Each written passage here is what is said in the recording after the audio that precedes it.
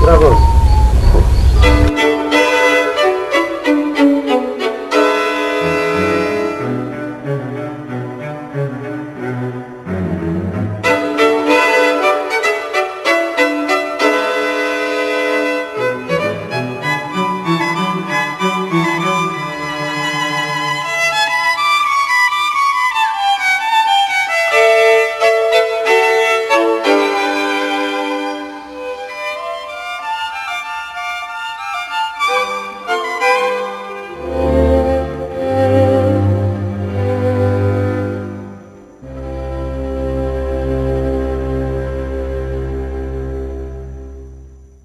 Ariano Suassuna, advogado, professor, teatrólogo, romancista, imortal da Academia Brasileira de Letras, reconhecido mundialmente pela grandiosidade da sua obra, ou simplesmente um apaixonado pelas raízes nordestinas.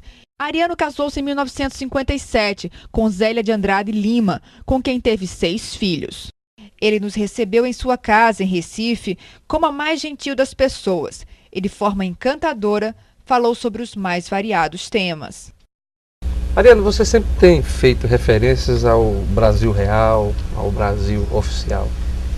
Como é que está o Brasil real hoje? Esse povo que faz a imensa maioria dos desvalidos no Brasil continua numa situação que é apenas um pouco melhor do que a situação de escravidão em que viveram os negros aqui. E sob certos aspectos pior, porque o proprietário de escravos, pelo menos, ainda olhava o escravo como uma propriedade dele e tentava que ele sobrevivesse o mais possível por motivos econômicos e não humanitários. E depois da emancipação, entre aspas, nem isso. Né? A eleição do Lula não ajudou a mudar um pouco e fazer esse encontro do Brasil oficial com o Brasil real? Ajudou. Ele mesmo, simbolicamente, é uma pessoa nascida no Brasil real e que, graças às suas invulgares qualidades pessoais, chegou à presidência da República, o que não é comum. Agora, o pessoal às vezes pergunta a mim se eu estou decepcionado com o Lula. Não estou, não. Eu não estou porque eu sabia desde o princípio que ele não é em 4 anos que um governo pode mudar uma injustiça de 5 séculos. Não é? A injustiça social brasileira começou no dia que os portugueses chegaram aqui. Ou melhor, no dia que nós chegamos aqui. Não é? Porque fomos nós. No momento em que a Carta de Caminha tem a Carta de Pero Vaz de Caminha tem um momento que me parece muito significativo. Cabral, que pertencia ao Portugal oficial, ele muito astuciosamente ele não desceu. Né? Ele chegaram no dia 22 de abril e ele ficou lá. Ele mandou outros, porque ninguém sabia qual era a recepção que ia ter. Né? Aí depois que viram que os índios eram pacíficos, vieram 2 para visitá-lo. E Pero Vaz de Caminha conta lá que ele recebeu numa cadeira, magnificamente vestido, com um grande colar de ouro ao pescoço. Né? Um grande colar de ouro ao pescoço. E conta Caminha que um dos índios apontou para o colar e depois apontou para a terra dizendo que havia ouro na terra, significando que havia ouro. O que é mentira, porque os índios não sabiam nem o valor de ouro. E depois os índios se deitaram, ficaram cansados, diz Caminha, se deitaram e dormiram. Não há maior demonstração de confiança, não é? Uma pessoa, diante de um povo estranho, se deitar e dormir. Eu não durmo, não. Tá certo? Não dá as costas. Eu não fecho nem os olhos. Tá certo? Então, isso mostra a boa fé. Pois bem, nesse momento, os índios não sabiam nem o que era um golpe de Estado, já estavam levando o primeiro. Foi o primeiro golpe de Estado da nossa história. Não é? Nós, que hoje somos descendentes de Caminha, de Cabral e dos companheiros dele. Chegamos aqui, na hora que, enquanto os portugueses não tinham chegado, os índios eram gente. Não eram índios, não. Inclusive o nome está errado, porque botaram o nome porque pensavam que eles eram indianos, não é? Índios. Eles eram gente, mas com a simples chegada dos portugueses, eles se tornaram nativos, não é? E eles, nesse momento desse encontro aí, até simbolicamente, Cabral, Cabral, Caminha e os outros capitães das naus que dão origem ao Brasil oficial. E esses dois índios aí, e os portugueses pobres que foram mandados primeiro como boi de piranha, são o começo do Brasil real. Então essa injustiça dura desde aí. Dura desde aí. Mais de 500 anos.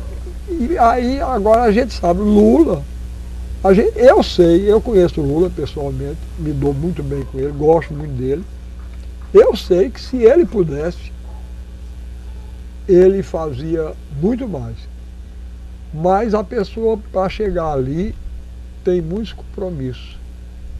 E só faz alguma coisa fundamental numa revolução. E eu não sei se o preço vale. Porque eu tenho a experiência, a gente tem a experiência da Revolução Francesa, não é? Que deu aquela mortandade toda, todas as crueldades do terror. Não estou defendendo com isso o antigo regime, não. O antigo regime era estúpido, brutal, explorador. Mas Robespierre, Danton, Marat, esses praticaram as maiores atrocidades do mundo. Para quê? Para instaurar no mundo o capitalismo, que Balzac denuncia tão bem nos livros dele, né? Depois foi a Revolução Russa. Stalin confessou que só para a instauração da NEP, da nova política econômica, ele fuzilou 10 milhões de pessoas. Você 10 milhões. Disse... E para dar em que tá, o capitalismo lá de novo, não é?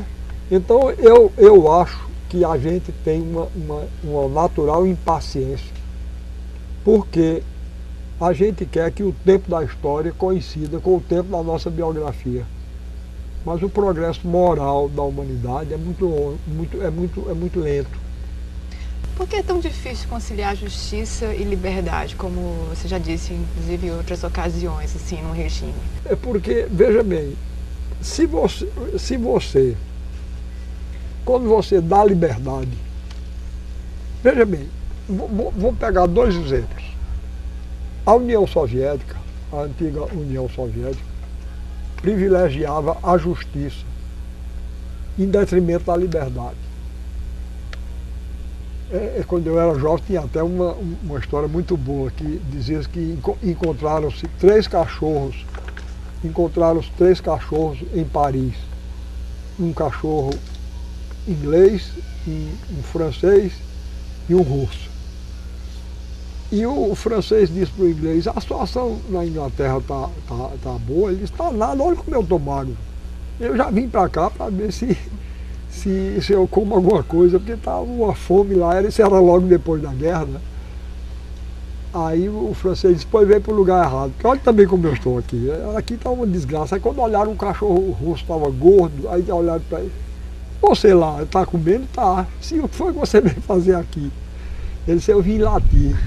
Tá entendendo? Quer dizer, então, quando você abre, aí acontece que entre todas as liberdades, o homem é, por natureza, um explorador do outro, não é? Então lá fica esse dilema horroroso. Ou você proíbe o lucro e as outras coisas todo dia do capitalismo, e com isso você tem que proibir a liberdade de imprensa, tem que proibir latir, não pode latir. Ou então você faz a outra opção, aí toda exploração. Você acredita em liberdade de imprensa, Ariano? Já que você tocou nesse assunto, existe aqui nesse país? Eu vou lhe ser franco, outro dia até me pediram para eu protestar aí contra qualquer coisa em nome da liberdade de imprensa. E eu disse que eu não me meti em postura não, tá certo? Porque eu não conheço. Eu conheço somente dois tipos de imprensa. Eu conheço a imprensa controlada pelo poder econômico e militar, pelo poder militar e político, como era na antiga União Soviética. Ou então a imprensa controlada pelo poder econômico, como é nos Estados Unidos e no Brasil atualmente. Então, imprensa livre eu não conheço não. Esse Brasil real e oficial que existe dentro da casa de cada um de nós, né? Existe, Você falou que é o canudos que existe em cada residência. Você acha que isso é possível modificar? Houve algum avanço aí nessa dicotomia entre as pessoas? É possível modificar. Eu tenho esperança. As pessoas têm noção disso, de que dentro da casa de cada um existe uma... Não tem distinção. muito não. As pessoas convivem às vezes com a injustiça como se aquilo fosse uma coisa natural. Normal. Eu, infelizmente, para mim, eu não sei conviver, tá certo? Eu vivo desse jeito, eu tenho os meus arraiais de canudo dentro da minha casa, mas eu sei que isso é uma coisa injusta, que não devia ser assim. Olha, tem uma coisa que a mim me deixa apavorado, e que a nossa classe faz, normalmente. O quê? É uma coisa tão simples que a gente nem presta atenção, de tão natural que a gente acha. As pessoas que preparam a comida da casa da gente não se sentam com a gente na mesa. Você acha isso um absurdo? Eu acho isso, não acho não, isso é um absurdo. Não é que eu acho não, é um absurdo. Quer dizer, não se pode conviver com uma sociedade onde a injustiça é tão grande que termina nisso. A grande maioria tem que se sujeitar a receber salários que são desprezíveis. Você veja uma coisa, normalmente, quando se está falando, a classe média brasileira, quando está falando sobre os salários baixos que a gente ganha, se a empregada entrar, você baixa o tom de voz. Tá certo? Porque é pouco e é uma vergonha. É uma vergonha, né? É vergonha falar. Isso é uma coisa. Salário mínimo no Brasil é mínimo mesmo. É mínimo mesmo. Mínimo mesmo. Não pode ser assim. A disparidade é grande demais. O regime capitalista é um regime profundamente injusto. Agora, eu lutarei contra ele enquanto puder. Mas eu tenho muito medo de lutar pelos processos revolucionários. Ariano, como é que você se define? Um socialista? Eu me defino como socialista. Eu sou militante do Partido Socialista Brasileiro. Você está filiado? Sou filiado. Partido? Continua filiado? Continuo filiado. Mas por que nunca entrou na política, nunca exerceu um mandato? Eu não sou político, não. Eu não tenho vocação. Não tenho vocação política, não. Mesmo depois de ter sido secretário de um governo? Veja bem, eu fui secretário de Cultura 2 vezes.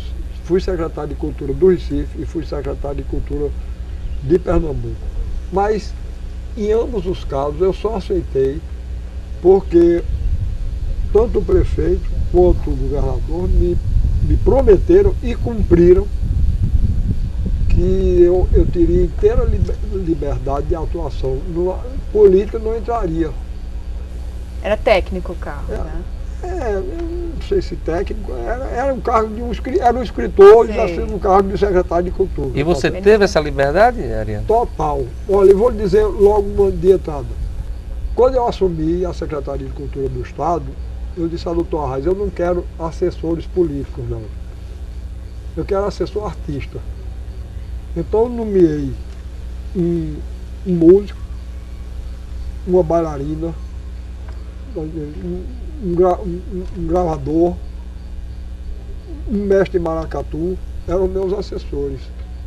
Porque inclusive eu queria fazer da aula espetáculo uma alavanca, que eu queria deflagrar em todo o Brasil uma discussão sobre a cultura brasileira. Então eu levava os músicos comigo, porque eu sabia que ia ter pouca verba, então eles trabalhavam pelo salário que recebiam de assessores. E a aula quem dava era eu. Qual foi o resultado? Eu achei bastante positivo? Foi? Eu achei que foi. Você me perdoe a mania de grandeza, mas eu acho que hoje existe um outro olhar sobre a cultura brasileira e eu acho que eu fui uma das pessoas que desempenharam o papel nessa mudança. Eu fui um. Outros, muitos, um Gilvão Samico, o Antônio Madureira, Antônio Nóbrega, mas eles fizeram dar essa volta. Pelo menos isso, hoje estão dando mais atenção. Foi a partir daí que você passou a ter realmente caminhar por várias cidades, levando essa caravana, vamos dizer assim, fazendo essas aulas de espetáculos, foi daí que surgiu essa ideia? E mesmo quando eu saí, mesmo depois que eu saí da secretaria, continuei a fazer esse trabalho. Agora no segundo semestre de 2005, eu estive no Rio Grande do Sul e Belém do Pará. É no Brasil inteiro, né? No Brasil inteiro. E são concorridíssimas, né? Assim, como é que você se sente? Chega nas aulas e são sempre lotadas e de várias gerações também, não existe... Me deixa muito contente, muito orgulhoso. Era para isso mesmo que eu queria dar as aulas. Eu queria que fosse dado muita gente, preferencialmente os mais jovens. Por trás da festa do povo brasileiro e por trás da festa que, consequentemente, aparece nos meus livros, existe uma reivindicação ética e política, inclusive. Tá certo? Se eu acentuo a beleza dos espetáculos populares, não é que eu esteja inconsciente das dificuldades pelas quais eles passam, não é porque minha admiração por eles aumenta mais ainda. Dizem que o povo brasileiro é um povo irresponsável, porque passa fome e se veste, gasta o que não pode para se vestir com aqueles mantos bonitos durante 3 dias. Eu acho que isso é uma prova de grandeza e generosidade do povo brasileiro. Isso é um protesto, não é? Isso é um protesto do sonho contra a injustiça. Eles estão mostrando, com isso, que tem direito a uma vida digna e justa. E quando é que vai fazer a aula espetáculo lá fora, no país, no exterior? Quando é que está marcada alguma viagem? Olha, lá eu fui uma vez convidado pelo presidente Mário Soares para ir a Portugal. E vou repetir agora, eu disse a ele, presidente, olha, eu nunca saí do Brasil, mas se um dia eu sair é para Portugal, porque é o único povo que na Europa tem o bom senso de falar português. Ele ficou todo satisfeito, aí eu disse, não falo muito bem não, mas falo. Tá certo? Então eu posso sair daqui para dar uma aula de espetáculo em Portugal, porque eu não vou renunciar à língua não. Você fala outros idiomas, Ariano? Nenhum outro, nem português? Não precisa também. Não, para quê? Eu leio mal, inglês eu leio francês bem, e leio espanhol e leio italiano, mas não falo língua. Mas explica pra gente esse desinteresse. Por que não aprendeu a língua estrangeira para ter acesso à literatura? Mas eu aprendi. Isso é um pouco de modéstia, né? A Ariano, inclusive, traduziu. Não, mas é isso que eu digo. Ler eu sei, ler eu leio. Traduziu. Ler eu leio. Agora, a tradução do inglês que eu fiz, eu fui ajudar Page. Mas eu leio, o inglês dá para eu ler. Mas Shakespeare não dá para eu ler, a revista Time dá. Então quer dizer que ele não é tão radical assim, né, Carlos? Não, nunca disse isso não. Eu apenas não quero falar, eu não gosto. Eu acho português a língua mais fácil e a mais bonita. Tá certo? A língua mais fácil e a mais bonita. E quer ver eu provar que é? O pessoal diz por aí que não é. Eu vou mostrar que é. Repara uma coisa. Está aqui. Se eu pegar o analfabeto mais ignorante de Fortaleza, eu mostrar isso a ele, eu digo o que é isso, ele diz é um livro. Mas se for em inglês, não é. É book. Olha que coisa horrível. E se escreve Book. Não é? Estão conversando? Isso é uma conversa. Olha Book. E escreve Book. Que língua horrorosa. Eu já disse isso várias vezes na Alemanha. Se eu nascesse na Alemanha, eu era mudo. Porque aquela língua eu não aprendia, não. Tá certo? Deus me livre e guarde nascer no lugar daquele, Deus sabe o que faz. Foi ótimo ele fazer eu nascer aqui. Era o único jeito de eu falar, porque era a única língua que eu aprendia. Você se considera uma pessoa radical, né, que tocou nesse assunto? Em que sentido? No sentido essencial da palavra mesmo, de raiz? De origem? Olha, eu vou dizer uma coisa, tem umas coisas que eu sou radical. Eu reclamo muito, deve ser verdade, né? A gente reclama muito disso aqui, então deve ser verdade. Agora, eu acho que na situação em que a gente está, alguém tem que radicalizar. Para chamar a atenção, porque ontem mesmo eu dei uma aula aqui numa livraria que tem, uma aula promovida pelo Departamento de Filosofia da Universidade Federal de Pernambuco. E eles me pediram, eu fui professor lá, não quis me recusar, fui e dei uma aula lá. Eu estava dizendo isso lá, que a quantidade de palavras em inglês que existe por aqui, aqui nesse bairro da Casa Forte, outro dia eu passei. Agora, isso são coisas ridículas, mas já estão ficando, incorporá-las ao dia a dia, a gente já nem nota, que é ridículo. Eu encontrei uma loja chamada Macambiras Center. Macambiras com apóstrofe S. Macambiras Center. Isso é ridículo. Agora, pai não, todo mundo passava, ninguém achando normal. Aí eu disse, olha, me diga uma coisa. Existe um grande romance brasileiro chamado O Triste Fim de Policarpo Quaresma.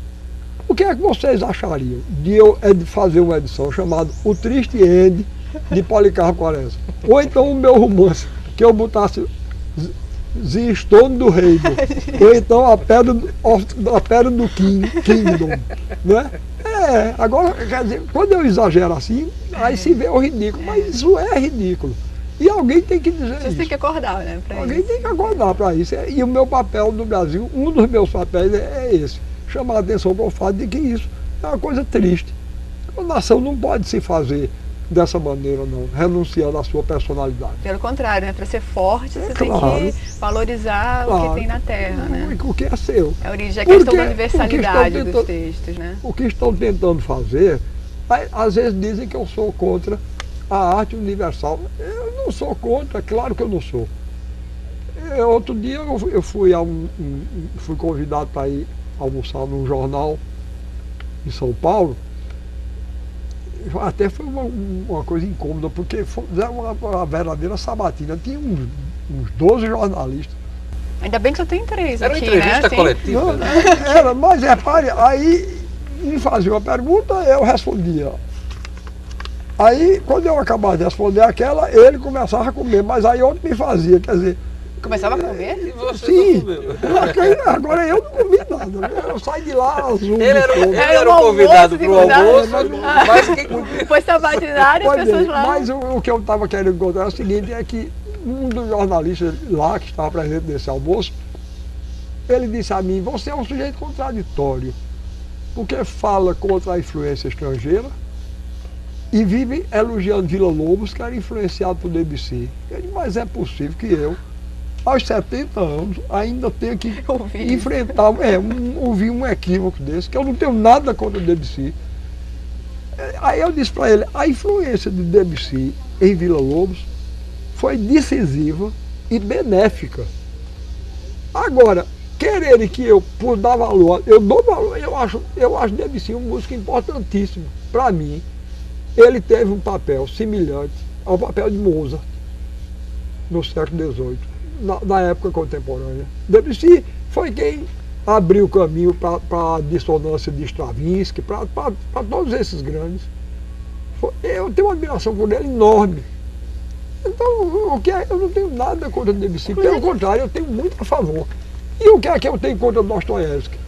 Você nunca negou que de repente pode ser importante influências também estrangeiras? Isso não tem nada a ver com que você misturar. Só não neguei, como eu já foi tenho influenciado. afirmado. Eu acho que existem poucos escritores brasileiros tão dispostos a confessar as influências que receberam. Pois é. E quais são? Só para a gente lembrar. Cervantes, Gil Vicente, Caldeirão de la Barca, Lorca. Gorgon, Lorca, Unamuno, Dostoiévski, Tolstói. Quer dizer, eu tive influência desse povo todo. Molière, Godoy. Quer dizer, ter a influência não é ser adepto ao estrangeirismo. Né? Não, de jeito nenhum. Nem eu não reclamo contra a cultura estrangeira nenhuma. Eu reclamo contra a má qualidade da cultura de massa que nos empurra. Querendo, não a universalização da cultura, querem a uniformização das culturas. Esse é um projeto político, inclusive, de dominação. Quer dizer, que eles nivelam pelo gosto médio e querem impor esses modelos que são originados do gosto médio, cuidadosamente pesquisado, querem impor como modelo no mundo todo. Esse tipo de crítica lhe incomoda? Me incomoda, claro. Me incomoda porque é uma crítica injusta e pouco inteligente. Adriano, você teve a oportunidade de conviver, de conhecer pessoalmente aqui no Recife dois grandes nomes da literatura e do pensamento francês no século XX, né? Camus, naquela famosa viagem dele ao Brasil em 48, quando ele esteve aqui no Recife e foi... 49 não. 49. Acho que 49. Quando ele foi saudado por Hermílio Borba Filho. No Teatro Estudante de Pernambuco, né? Na Faculdade de Direito. Na Faculdade de Direito, pelo grupo do Teatro do Estudante. E depois Sartre. Você já era, então, já conhecido pelo Auto da Compadecida. Quais as impressões que lhe deixaram esses dois escritores? Olha, se você... eu sempre simpatizei muito mais, tanto como pessoa, como escritor, com Camus.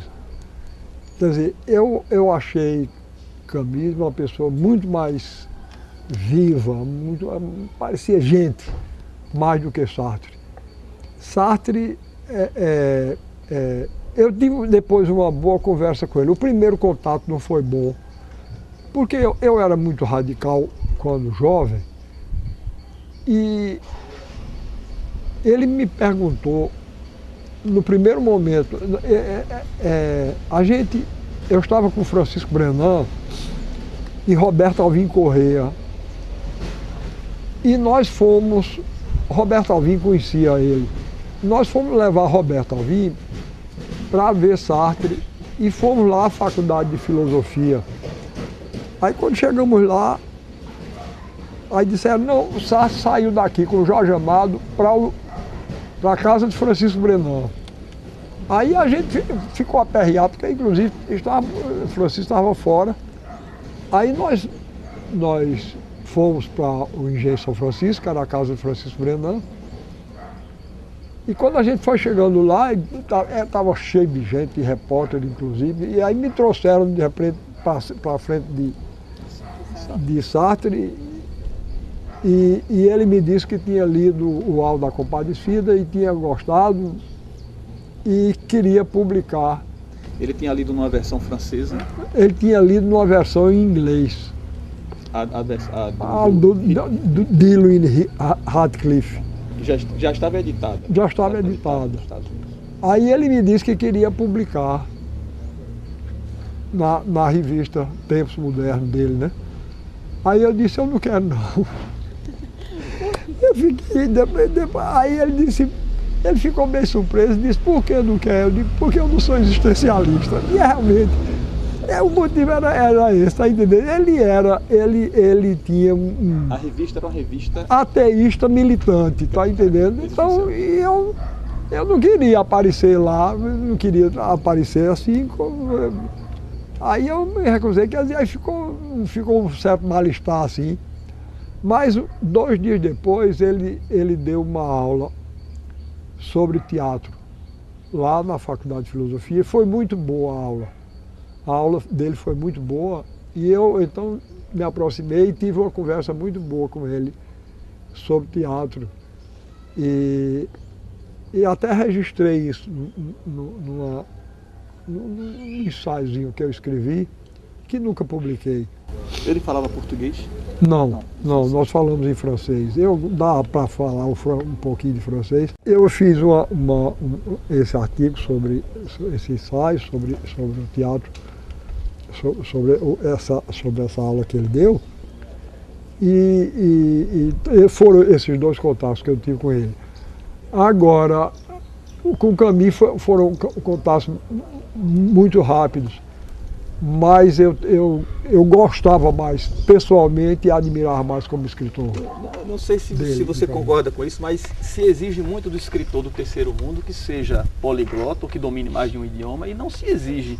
Os escritores, os pensadores do primeiro mundo são monoglotas, vêm para cá, falam na sua língua. Só escritores não, né? Eu acho que a Pensadores, comunidade, de uma forma professores, geral, exige que se fale pelo menos inglês e agora espanhol também. Por isso Não é nada causa- se você não conseguir falar pelo menos os isso dois não causa idiomas aqui no nenhum- Por Brasil. isso gostava Estranhamento. eu admirava isso em Mao Tse Tung. Ele não Só abria mão, falava só chinês. falava chinês. Quem Quisesse que entendesse. Ele estava E um tradutor essa perto. coisa de falar aqui no Brasil que a gente precisa ensinar uma outra língua, aprender uma outra língua, isso é recibo de subdesenvolvimento, Ariano? Na sua opinião? Evidentemente, veja bem, eu acho que o conhecimento de outra língua não é só aqui não, em qualquer lugar é bom. Porque a pessoa precisa tomar conhecimento, né? Eu, quando jovem, eu não teria tomado conhecimento de muitos escritores se eu não lesse francês, não é? Mas li muita gente em francês, muita Os gente... russos, né? Os grandes russos eu li em francês primeiro, né? Eu acho que é uma necessidade, é bom. Agora, não deixar que isso se transforme numa subserviência. Ariano, você nasceu na Paraíba, né, viveu a vida inteira em Pernambuco, já percorreu todo esse Nordeste, todo o país. Mas a gente queria saber a relação sua, né, desse nordestino, sobretudo com o Rio Grande do Norte. Como é que é? Eu digo sempre que eu não faço distinção entre esses três estados, não, tá certo? Rio Grande do Norte, Paraíba e Pernambuco. Para mim, Pernambuco. o coração do Brasil é o Nordeste e o coração do Nordeste está nesses três As estados. famílias se encontram, se Eu- entrelaçam aí. Se dependesse de mim, eu até reunia todos num estado só, tá certo? Né? Eu reunia Essa tudo. bandeira. Eu reunia Mas tudo. por quê? Por que você tem esse entendimento de que Porque, a nossa farinha é uma só? olha, em primeiro lugar, as famílias são todas entrelaçadas, né? Nós somos primos aí. Você mesmo é meu primo, né? Os Dantas, você sabe muito bem, um Dantas se fixou no Seridó, chamava-se Caetano, dele provavelmente descendo de você. O irmão dele, José, se fixou na Serra do Teixeira, na Paraíba, dele descendo eu. Além disso, eu sou parente atualmente no Rio Grande do Norte, eu sou parente de Vilma. Ah, da governadora Vilma de Faria. Pois não, de Oswaldo Lamartine, né? Porque tanto Vilma quanto Oswaldo, quanto eu, somos Pereira Monteiro, que é uma família que desde o século XVIII se estabeleceu na famosa Serra Negra e que tem gente na Paraíba, em Pernambuco e no Rio Grande do Norte. De maneira que meu bisavô era pernambucano, mudou-se para o Rio Grande do Norte. Meu avô nasceu no Rio Grande do Norte. Depois meu avô mudou-se para Paraíba, eu e meu pai nascemos na Paraíba. Depois eu me mudei para cá, me casei com uma pernambucana, meus filhos e meus netos já são pernambucanos. É por isso que eu queria juntar num estado só. Porque, inclusive, eu tenho muito desgosto de terem trocado o nome da cidade onde eu nasci. Que você não reconhece que é João Pessoa, Não, né? quando eu nasci não era não. Por quê? Porque era Paraíba, era o nome, era esse. Mas eu reconheço que na troca houve uma vantagem. Foi o fato de que, para dizer, Paraíba, ora está falando no estado, ora está falando na cidade. Como em São Paulo, né? Que a gente, eu sou de São Paulo, é de São Paulo estado, é de São Paulo capital.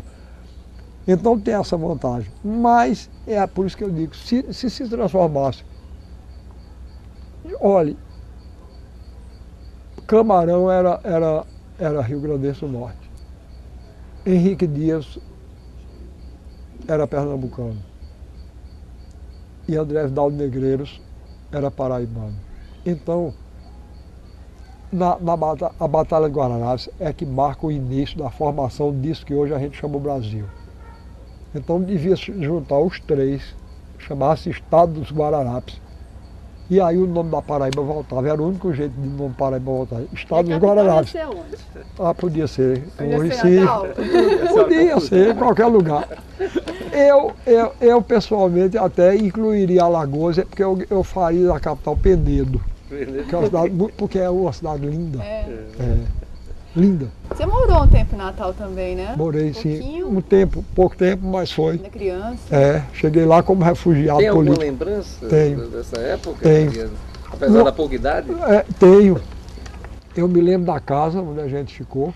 Foi na praia? Foi numa praia, exatamente. Eu me lembro muito do barulho do mar, que me impressionou muito. E me lembro eu dando a mão à minha mãe, andando pelo centro de Natal e ela me apontando o Zeppelin, aquele dirigível alemão que estava aí passando por uma das primeiras viagens pelo Brasil. Estava passando, a primeira vez que eu vi o Zeppelin foi em Natal. E onde é que Foi ficava em essa 30, casa? né? Onde é que ficava essa A casa ficava na Ponta do Morcego, né? Na Ponta do Morcego. Ali perto de Areia. Era a casa do de- governador? Era a casa, Manuel Lamartine. era a casa Foi em dele. 30? Eu estive 2 vezes em Natal. Uma vez fiquei na casa do governador Juvenal Lamartine, outra na casa de um desembargador chamado Silvino Bezerra, Isso quando? Quando é que foi? 1930. Mesmo período. 1930. O Ariano, e você tem uma história que você foi uma vez ao Palácio da Redenção, onde você nasceu na Paraíba, né? E pediram para que você... Fui barrado, não. Foi Fui barrado porque ele não você não estava de terno de e gravata. Foi. Mas por quê? Aí você chegou a dizer que... Foi, aí eu disse, vejam como são as coisas. Essa é a segunda vez que eu estou entrando aqui. A primeira entrei nu e ninguém reclamou, é porque eu tinha nascido lá, né? Ariano nasceu em 16 de junho de 1927, na Paraíba, como era chamada a capital do estado de mesmo nome naquela época. 8º dos 9 filhos de João Urbano Pessoa de Vasconcelos Suassuna e de Rita de Cássia Dantas Vilar Suassuna. O pai era o presidente da Paraíba e o berço de Ariano foi no Palácio da Redenção, sede do governo estadual. Nasceu lá durante Nasci. o O governo governo do seu pai, foi. né? Foi esse momento, assim. Foi. Naquele tempo os governadores moravam Ah, nos palácios, né, do governo. Hoje é que fazem muito sabiamente a distinção, né? O Palácio do Governo é mais um prédio administrativo, mas morar, a pessoa morar. E nesse retorno ao Palácio da Redenção, a segunda vez que você foi lá, deu para reconhecer alguns ambientes? Deu para lembrar? Apesar... Não, eu saí de lá muito pequeno. Agora, depois eu fui lá uma vez com uma irmã mais velha, porque eu queria identificar o quarto onde eu nasci. E identifiquei. Por meio dela? Por meio dela, Identifiquei e até fiquei muito humilhado porque está transformado numa sala burocrática com 3 computadores lá. Está horrível. Uma frieza desgraçada no lugar onde eu nasci. Ariano, a morte do seu pai, ela marca muitos trabalhos seus, né? O que ela representou para você e até que ponto ela influencia o seu trabalho, a sua obra? Olha, é evidente que foi uma coisa que marcou a todos nós, a mim, a meus irmãos todos. Eu tinha 3 anos, mas me lembro exatamente do dia que chegou a notícia. A gente estava refugiado aqui em Paulista. Eu me refugiei primeiro, nós nos refugiamos primeiro no Rio Grande do Norte, por causa da situação política que estava vivendo na Paraíba, as perseguições que nós estávamos sofrendo. E agora o ambiente ficou insustentável depois da morte do presidente João Pessoa. Então, meu pai, que já estava aqui, morando num hotel aqui no Recife, mandou nos buscar, nós viemos e ficamos morando em Paulista. E foi lá que nós tivemos a notícia da morte do meu pai, que ele tinha sido avisado da possibilidade de que podiam matá-lo. Mas ele resolveu ir assim mesmo, porque ele ia se defender da acusação de ter sido o mandante da morte de João Pessoa. A acusação essa que hoje todo mundo sabe que era uma acusação puramente política, feita somente por ódio político. Porque você veja, isso não entra na cabeça de ninguém. João Dantas era primo legítimo de meu pai. Ainda hoje, se eu quiser mandar matar uma pessoa, eu tenho gente que mata, basta eu pedir. Como é que meu pai, em 1930, fazendeiro sertanejo como ele era, ia mandar matar o presidente da Paraíba por um primo legítimo da mulher dele, formado em direito, advogado do Banco do Brasil. E outra coisa, João Dantas iria se submeter a isso, meu pai chegar junto dele, vai matar João Pessoa e ele ia matar. Tá certo? Quer dizer, isso hoje é uma coisa evidente, todo mundo na Paraíba reconhece que meu pai não tinha nada a ver com isso, mas ele foi morto por causa disso. Acusado de ser o mandante do assassinato de João Pessoa. É difícil falar desse episódio, lembrar bom. essa... Tá bom, dá basta, já falei bastante.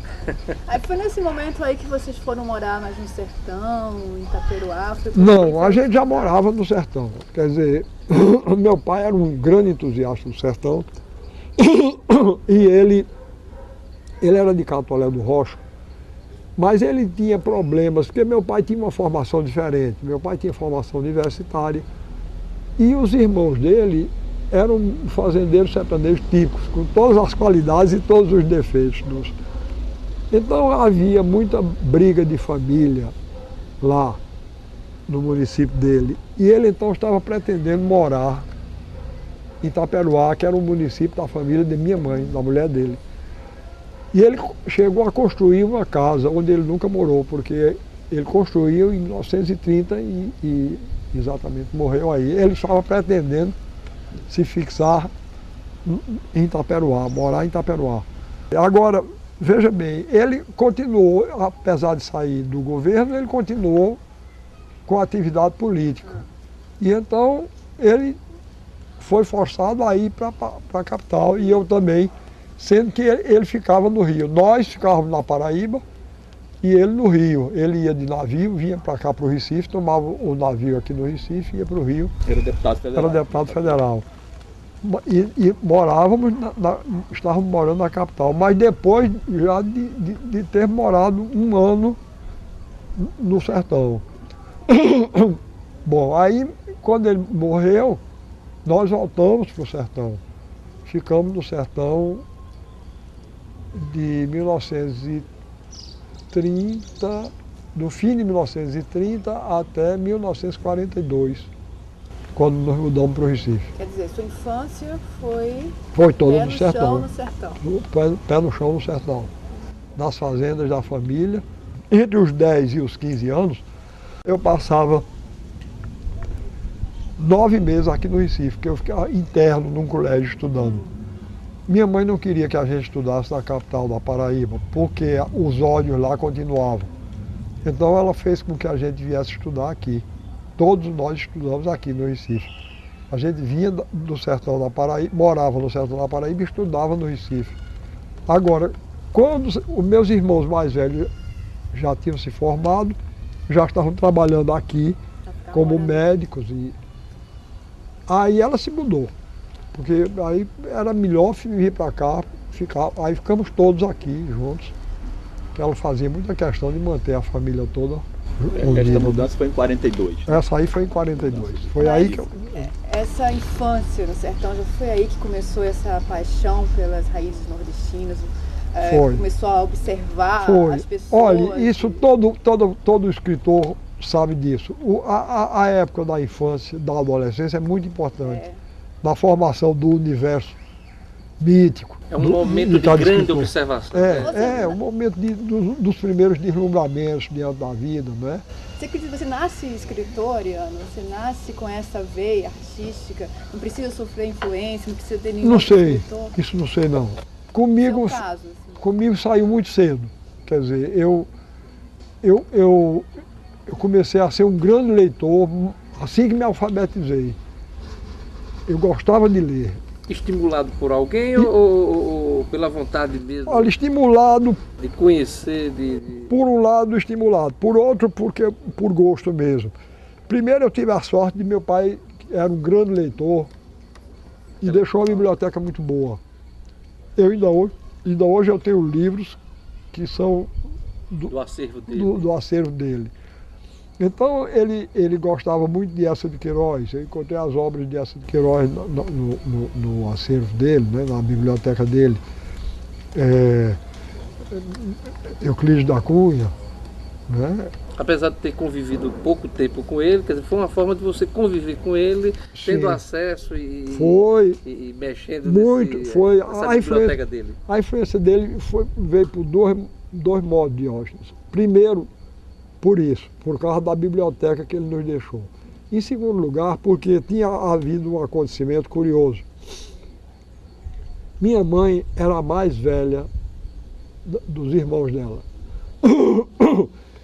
E quando meu avô morreu, minha avó estava grávida ainda da última filha. Então, os dois últimos irmãos de minha mãe, Manuel Dantas Vilar e Maria das Neves Dantas Vilar, irmão de minha mãe, a criação deles foi terminada por meu pai e minha mãe, que meu pai já estava casado e ele ficou com os dois em casa. Então, esse meu tio, Manuel Dantas Vilar, exerceu uma profunda influência. Ele gostava muito de literatura. É o pai do Manelito. É o pai do Manelito. E um dia eu fiquei curioso, eu perguntei a ele, eu digo, meu tio, como é que o senhor, que concluiu somente o curso primário, tem esse gosto literário? E ele disse, foi seu pai, meu filho. Quer dizer, veja, então, ele recebeu essa formação de meu pai e passou para mim. Quer dizer, a influência do meu pai veio por ele de novo. E o outro tio, esse era primo nosso, ele chamava-se Joaquim Duarte Dantas, e se tornou meu tio afim, porque casou-se com essa irmã mais nova de mamãe. A relação filial dessa tia minha com a minha mãe era tão grande que os filhos dela não chamavam minha mãe de tia, chamavam de vovó. Porque mamãe foi quem terminou de criá-la. Isso acontecia muito, acontece ainda muito no Nordeste, no interior pois do Nordeste. Então, o marido dela, Joaquim Duarte Dantas, também tinha bom gosto literário. E também exerceu uma influência muito grande em mim. E não é por acaso que meu filho mais velho chama-se Joaquim, como ele, Joaquim Duarte Dantas. A minha filha mais velha chama-se Maria das Neves, como minha tia. E o terceiro chama-se Manuel Dantas Vilar Suassuna. Eu, inclusive, botei o nome completo dele, só acrescentando Suassuna, para prestar homenagem e marcar minha gratidão a ele.